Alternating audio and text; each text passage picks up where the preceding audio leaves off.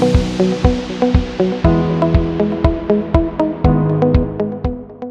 went to the Wall Street Journal conference and I think it was the CEO of Grosswoods, his prediction that with these AI tools now enhancing productivity, the traditional 9-to-5 workday will change because maybe people can accomplish what they would normally do in a 9-hour workday in only like 5 hours.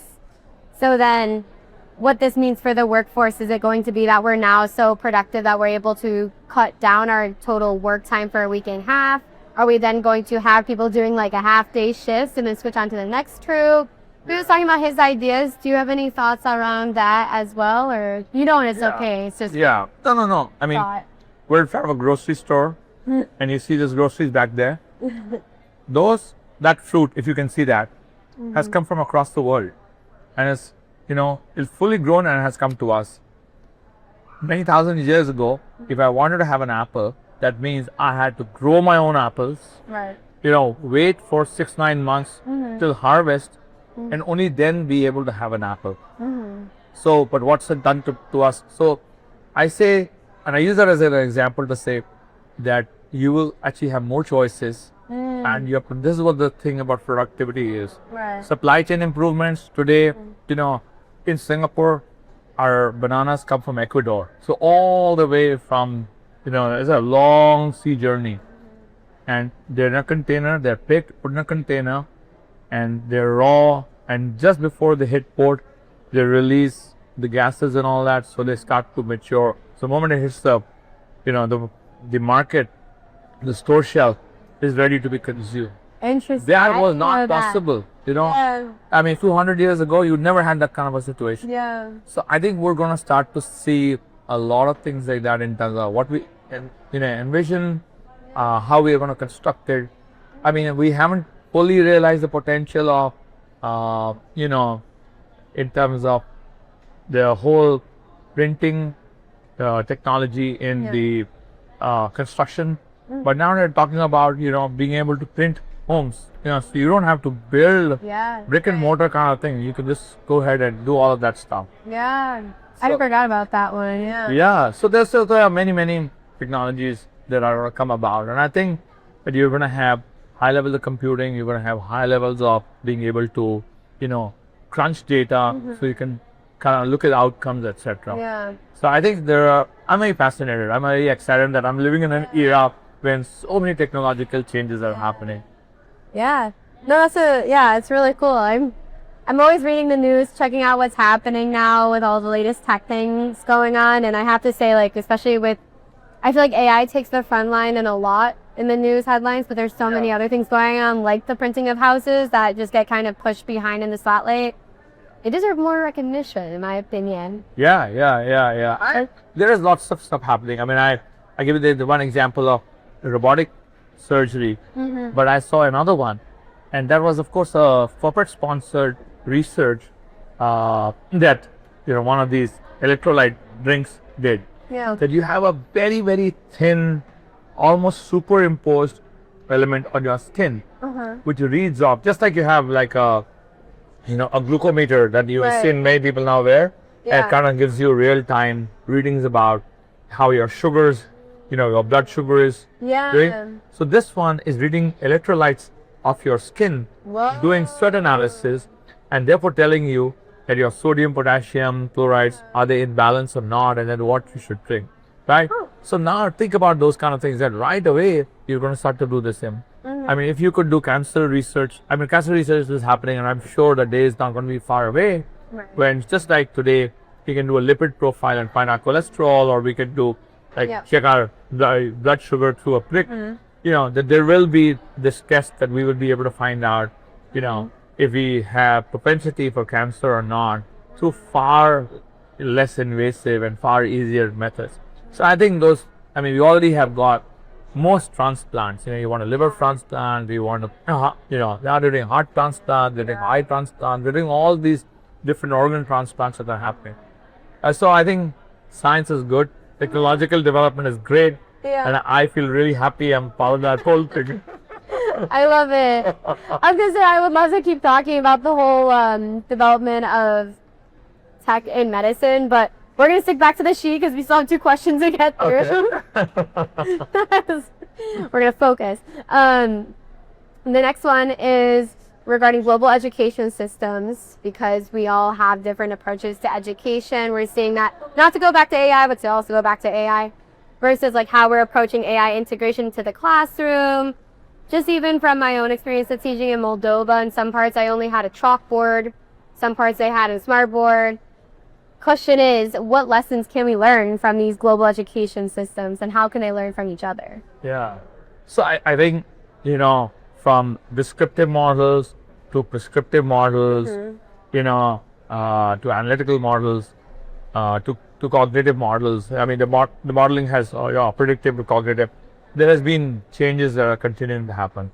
But I think the one thing that will not go away is that I think creativity, innovativeness, teaching people. I mean, you talk about AI and a lot of things that AI can do. Sure. But how do you check AI for bias? How do you check AI for accuracy? How do you check AI for ethical standards? Yeah. Right. And many decisions are not completely black or white. Right. So if a crime has been committed, for example, if in the legal this thing, right, 2 crimes, but totally different circumstances. The end result may have been the same, that something was burgled or somebody was killed or something ever happened. But in one case, it may have been involuntary. In another case, it was premeditated. So how do you then judge, are they the same or not? You take all these situations and, so I think there's a lot of those things which the human mind still has to be trained. You still have to talk about empathy. That's a machine is very hard for the machine to learn empathy. So you still have to teach a person EQ. So, when you talk about, let's say, a sports coach, and, and I have a sports coach who's now, I'm a high performance athlete. Yeah. The coach is not just talking to me about my particular sport, but he or she is talking to me about my mental well-being, about my nutritional well-being, about my emotional well-being, etc. Yeah. So these are hard things to replicate out of a machine. Yeah, the machine can give me a training regimen and say, okay, if I'm a swimmer, this is what you've got to do. If I'm a nutritionist, okay, this is much calories I've got to do. But a holistic approach to all of that is going to be very difficult. So I think what education has to do, move from content. I think the content availability will continue to increase. But I think the competency development of that is what you've got to then, be able to do this thing. Early on when I was learning history in high school, we were learning lots of dates. This emperor died here, this war happened there. But we never learned why did it happen and the fallout of that. Yeah. Right. So I think that context and the learning around those things, I think you'll see that. And there will continue to be skill gaps. Today, for example, something Imagine does is creates content and creates training for peoples, because this skill gap is going to continue to increase. As the technological shifts are happening faster and faster, the existing the labor pool is going to find itself out of sync with the new skills that are required. And you have to be skilled far more rapidly. So I think, companies and organizations or institutions that help do that more rapidly, I think they will have a great future. So I continue to think that, in terms of creativity, innovativeness, authenticity, I mean, how do you replace an artist? I know AI can now paint them. But, when you look at a Van Gogh, or you look at any of the masters, or you look at a Manet, or a Monet, or any of those, their elements are so different. When you look at the author, and you look at style of one author compared to the other author, to a third, to a fourth, I mean, their styles are different. So how do you inculcate that, and how do you get out of that thing? I think the artistic elements, the innovative elements, the creative elements, the analytical elements, I think that would be very hard for a machine to replicate. And I think that's where humans will continue to move towards that. I think so the automation of a rote thing, that'll go away. I think tasks that are repetitive, that will go away. And we don't want that. We want those repetitive tasks. There's no joy and fun in doing a repetitive task, every day. If I'm a bricklayer and I'm just laying bricks every day, back-breaking work, I'd rather a machine come and do the bricklaying out of it. But not the architectural elements. How to design a building, That's something. So I think AI will help a lot in that, and the role of education is going to be able to manifest these things. Yeah, yeah. I have been talking in some of the other interviews about this idea and importance of knowledge becoming the commodity that we're going to see, and how then we're going to measure success with AI in education. Because we are now, like you said, giving context now with subjects, how we're approaching different tasks. The ability to take that context and then go beyond it, so that our creativity, deeper analysis, questioning, etc. That's going to be where we're going to see.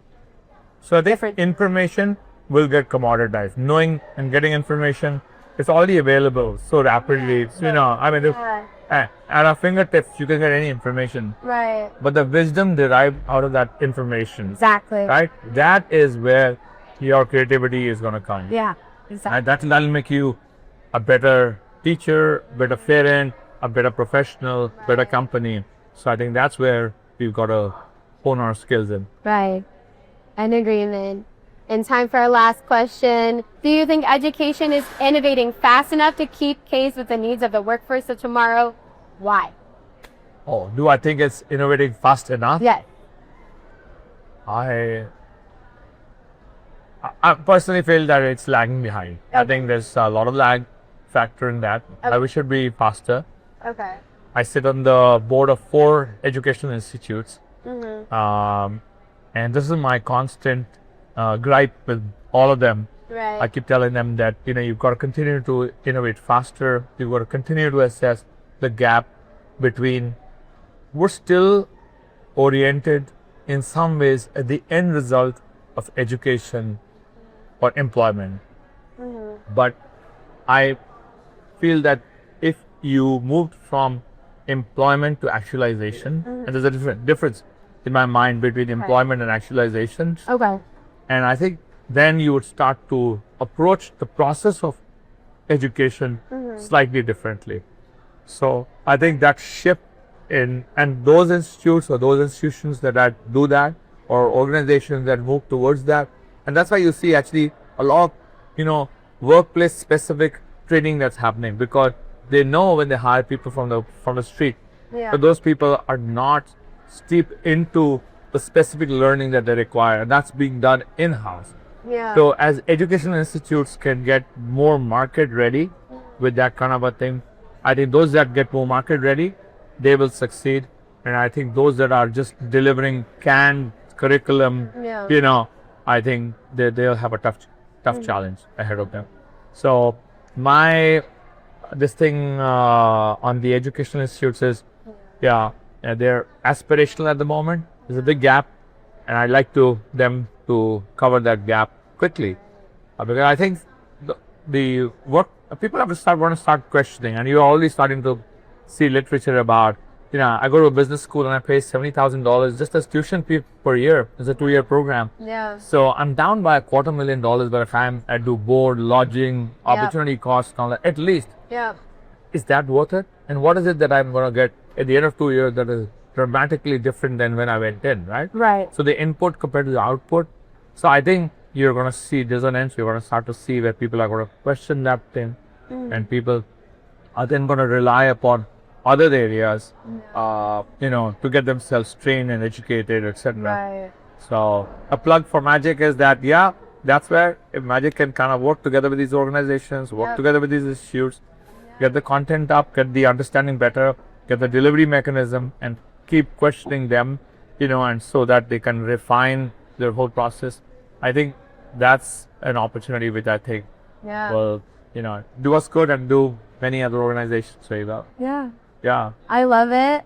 I think that's going to be a good place to end it on Thank you. Our interview. Do you have any final words that you would like to add before we close out? Well, thank you for bringing me to Chelsea. Yay. Thank you for the interview. I really enjoyed that. Thank you for the treat.